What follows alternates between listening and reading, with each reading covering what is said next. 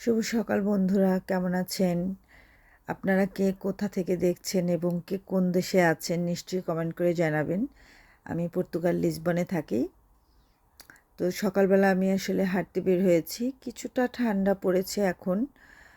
সামারের যে ভাইবসটা ছিল সেটা অলরেডি চলে গিয়েছে। এখানে ওয়েদার ভীষণ সুন্দর এবং সকালটা তো আরও সুন্দর।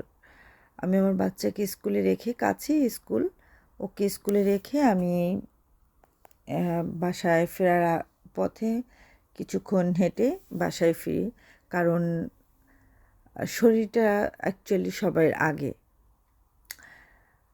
তো আমি যেই এরিয়াটায় থাকি লিসবনের, তো একটু আউটসাইডে, এটা হচ্ছে পুরোটা লিসবনের যে শহর কেন্দ্রিক ওই টাইপের না, ভিলা ভিলাও বলা চলে।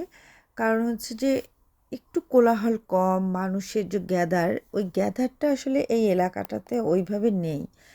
এত সুন্দর এলাকা এবং এখানকার যে সিনারিগুলো একদম ছবির মতো। আমরা আসলে ছবিতে যেরকমটা দেখে মনে হয় যে আঁকা।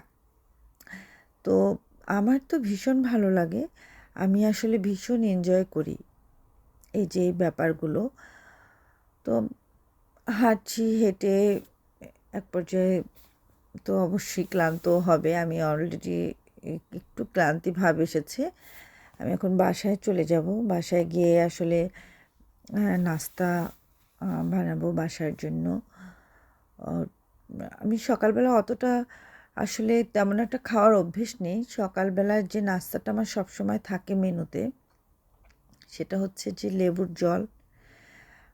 একটু কুসুম গরম পানিতে আমি লেবুর জলটা দিয়ে খাই, কিছুটা মধু নেই। আর হচ্ছে ভারী বলতে প্রোটিন বা ওভাবে আসলে সকালবেলা খাওয়া হয় না। সামান্য কিছুটা নুডলস অথবা একটা ডিম, জুস বা পানি জাতীয় খাবারটা আমার বেশি খাওয়া হয়। তো এই জন্য আমি একটু জুস নেই অবশ্যই খাবারে, এবং দুধটাও নেই। দুধটা সবার শেষে একটু দুধ খাই। আমি আসলে চিনিটা খাই না, যেহেতু চিনি খাই না, তো সেক্ষেত্রে আমি চাটা তো আরও খাই না। চা, চিনি এগুলো আমার একদমই ভালো লাগে না। আমি যতটা পারি ন্যাচারাল ফুডটাকেই আমি চেষ্টা করি নেওয়ার জন্য। দেন একটা কলা খাবো, একটা অ্যাপেল খাবো, এই তো সকালবেলা খুবই সিম্পলি আমার একটা নাস্তা হয়ে যায়।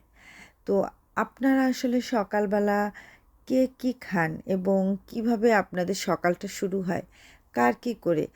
যদি ভিডিওটা ভালো লাগে অবশ্যই সাবস্ক্রাইব করবেন এবং জানাবেন। কমিউনিকেশন হবে যে আসলে আপনারা কী ধরনের ফুড পছন্দ করেন, কী ধরনের সকালবেলা আসলে আপনাদের জার্নিটা সকালের কেমন যায়। তো অবশ্যই জানাবেন এবং ভালো থাকবেন।